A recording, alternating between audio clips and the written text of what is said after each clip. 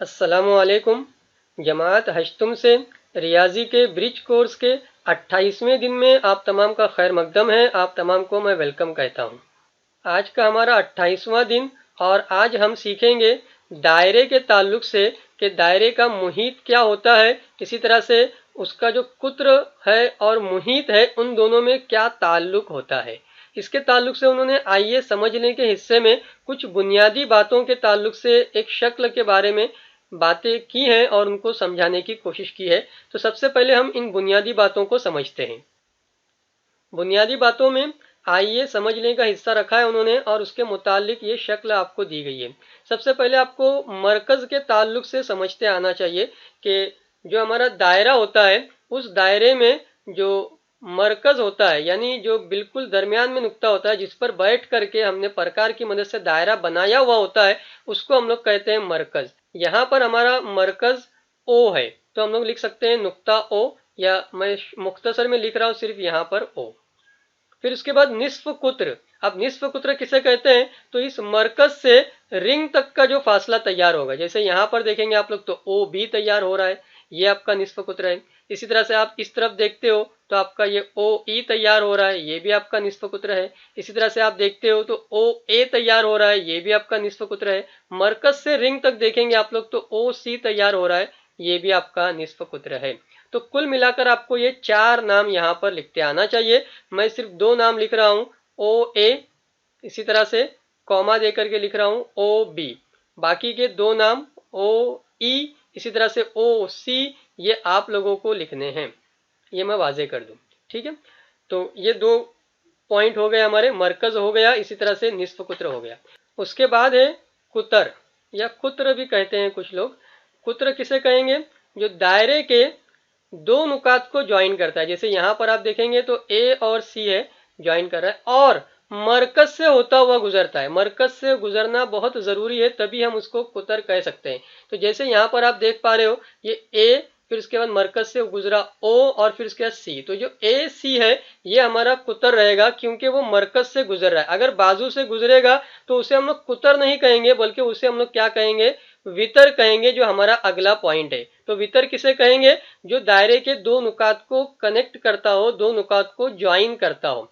तो यहाँ पर जो हमारा डी ई है ये हमारा एक वितर है, ठीक है, इसे हम लोग वितर कह सकते हैं। इसी तरह से एफ जी या जी एफ ये भी हमारा एक वितर है। फिर उसके बाद तीसरा देखेंगे तो ए सी, उसको हम लोग वितर कह सकते हैं क्योंकि वो भी दायरे के 2 नुकात को कनेक्ट कर रहा है। तो वितर के अंदर तीनों नाम लिखना है आपको, डी ई का नाम भी लिखना है, इसी तरह से आपको जी एफ या एफ जी का नाम भी लिखना है और फिर उसके बाद आपको ए सी का नाम भी लिखना है। ए सी के ताल्लुक से मैं फिर से वाजे कर दूं कि वो वितर भी है और वो कुतर भी है। कुतर क्यों है क्योंकि मरकज से गुजर रहा है, और वितर क्यों है क्योंकि वो दायरे के 2 नुकात को ज्वाइन कर रहा है। तो इस तरह से ये बुनियादी नुकात के ताल्लुक से हमारा हिस्सा था। थोड़ा आगे बढ़ते हैं हम।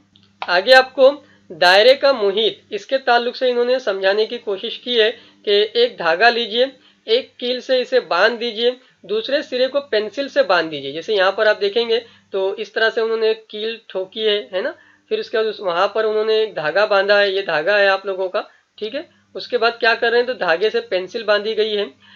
अब एक कागज पर कील एक जगह रख कर दूसरे सिरे की मदद से कागज पर दायरा बनाइए। अब ये कागज पर हम लोग दायरा बना रहे हैं इस तरह से, ठीक है, ये यहां से होता हुआ इस तरह से ये दायरा मुकम्मल हो गया। पेंसिल से कागज पर जो गोल शक्ल बनाई गई है इसे मुहीत कहते हैं। तो यहाँ पर हमने जो ये नई शक्ल तैयार करेंगे, जो हमारी रिंग तैयार होगी, उस रिंग को हम लोग क्या कहेंगे, मुहीत कहेंगे, ठीक है। तो मुहीत के ताल्लुक से यहाँ पर आपको थोड़ी सी एक कंसेप्ट मालूम होना चाहिए। आगे देखते हैं आप लोग, तो उन्होंने मुहीत और कुतर, कुत्र, इन दोनों के ताल्लुक से आपको ये थोड़ी सी एक्टिविटी बताई है। क्या करना है हमको, जैसे ये घड़ी बताई उन्होंने, घड़ी के अंदर उसका मुहीत देख लेना है, यहाँ से पूरी रिंग कितनी लंबाई की है तो उसको हम लोग मेजर टेप की मदद से सेंटीमीटर में नाप लेंगे, सम में नाप लेंगे तो वो आएगा 44 सम। फिर कुतर देख लेंगे, कुतर कैसे नापेंगे तो यहाँ से यहाँ तक का फासला जो मरकज से होता हुआ गुजरेगा उसे हम लोग कुतर कहेंगे, ठीक है। तो वो हम लोग नाप लेंगे। बाद में क्या करना है, मुहीत को ऊपर रखना है, ये ऊपर आपका जो है वो मुहीत आने वाला है, ठीक है। और उसके बाद जो कुतर की कीमत है वो आपको नसबनुमा में रखना है। फिर उसके बाद 14 का पहाड़ा पढ़ना है, कैंसिल करना है, देखना है कि जवाब क्या आता है। यही सेम टू सेम एक्टिविटी आपको ये 23.5 को ऊपर लिखना है, 7.5 को बटे में लिखना है, फिर इक्वल टू करके कैंसिल करके देखना है कि जवाब क्या आता है। ये आपको ही एक्टिविटी करना है। उसके बाद 314 को ऊपर लिखना है, 99 को नीचे लिखना है, 99 वगैरह का पहाड़ा पढ़ के और बाद में देखना है कि जवाब कितना आता है। जब ये जवाबात वगैरह आप देखेंगे तो आपको तकरीबन 3.14 हर बार जवाब मिलता जाएगा। तो हम लिखेंगे कि मुहित की कुतर से निस्बत कितनी है, तो हमारा जवाब आएगा 3.14। इसी को हम लोग मुस्तकिल जो कीमत आ रही है हर बार 3.14 3.14 3.14 कीमत आ रही है, इसको हम लोग कहते हैं पाए।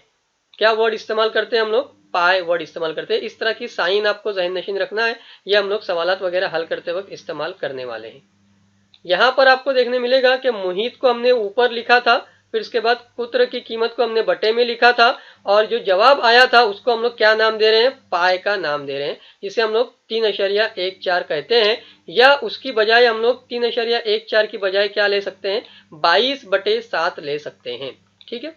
अब यहाँ पर मुहित बटे कुत्र बराबर पाए हो रहा था, जिसको हम लोग कहते हैं सी बटे डी बराबर पाए हो रहा था। सी की कीमत अगर मालूम करनी है तो इस डी को यहां पर ले जा करके पाए के साथ में मुझे क्या करना पड़ेगा? जर्ब करना पड़ेगा। डी यहां पर तकसीम में है, यहां पर जब जाएगा राइट साइड में तो तकसीम हो जाएगा, तो बनेगा पाए डी। और इस तरह से हमारा ये जाब्ता तैयार हो जाता है, सी बराबर पाए डी। ठीक है। और डी की जगह पे हम लोग 2r लिख सकते हैं। डी की कीमत कितनी होती है? 2r होती है, 2 ज़र्ब निस्फ कुत्र होती है। तो यहाँ पे हमारा एक और जाब्ता तैयार होता है, c बराबर 2 पाए r।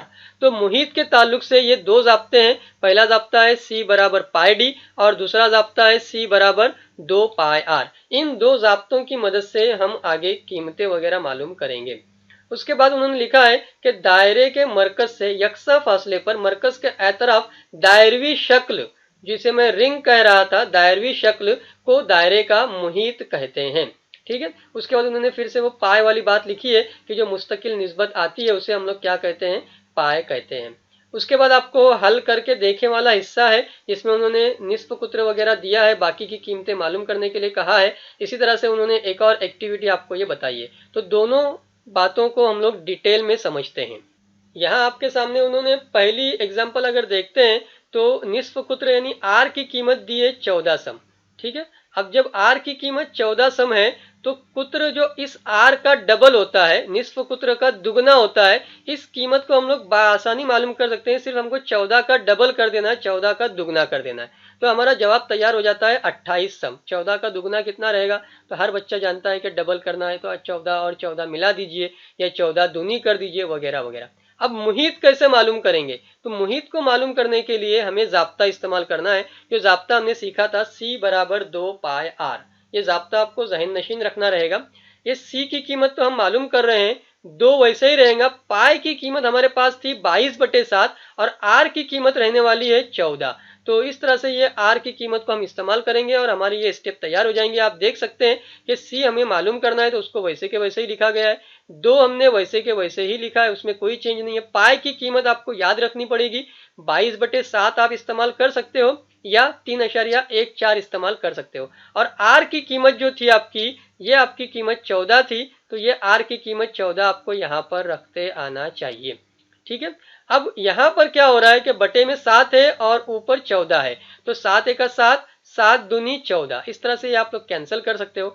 ये 2 जर्ब में ये 2, 22 और जर्ब में ये 2, इन तीनों का हमें जर्ब करके फाइनल आंसर मालूम करना है। 2 जर्ब 22 करेंगे तो 22 दूनी 44 हो जाएगा, और फिर 44 दूनी करेंगे तो आपका जवाब तैयार हो जाता है 88 सम। इसको हम इस तरह से डेकोरेट कर सकते हैं और यहाँ पर हम उसको लिख सकते हैं कि मुहित की कीमत कितनी आ रही है? हमारी 88 सम आ रही है।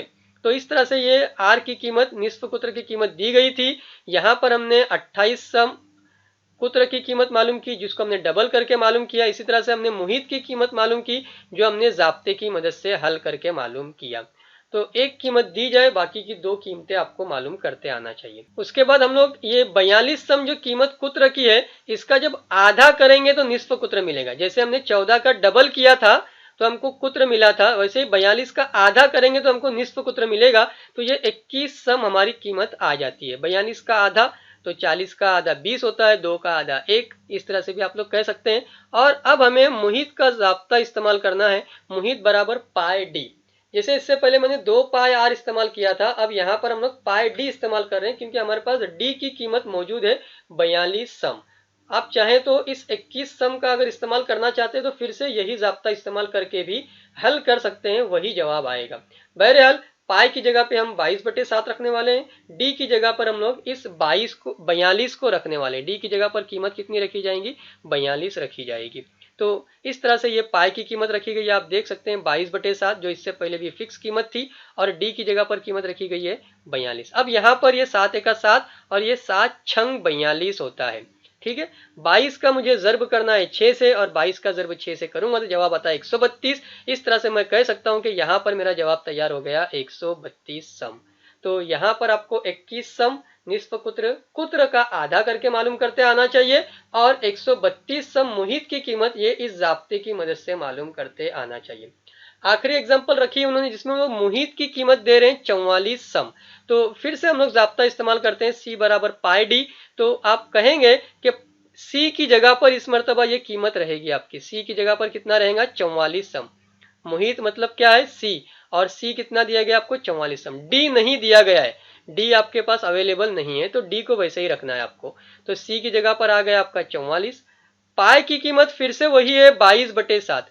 अब यहां पर आपको ध्यान में रखना है कि ये 7 जो बटे में है वहां पर आ जाएगा तो वो ज़र्ब करेगा, 7 आकर के क्या करने वाला है, ज़र्ब करने वाला है, और जो 22 है ये आकर के बटे में बैठने वाला है। ठीक है, बटे में 22 बैठने वाला है। तो इस तरह से आप लोग कह सकते हैं कि आपको मिलेगा 44 ज़र्ब 7/22, वहां पर 22/7 था, यहां पर आकर के क्या हो गया, 7/22। 22 एका 22 होता है, 22 दूनी 44 होता है, और बाद में 2 का ज़र्ब 7 से करेंगे तो आपका जवाब तैयार होगा डी बराबर 14 सम। जब ये डी बराबर 14 सम आ जाएगा तो उसे आप लोग यहाँ पर लिख सकते हैं, जब डी की कीमत 14 आ रही है तो उसका आधा करके आप लोग यहाँ पर कीमत निकाल सकते हैं, वो रहेगी 7 सम। तो इस तरह से हमने पहले डी की कीमत 14 सम निकाली जाब्ते की मदद से, और बाद में आधा करके हमने उसकी कीमत निकाली निस्फ कुत्र के वक्त में 7 सम।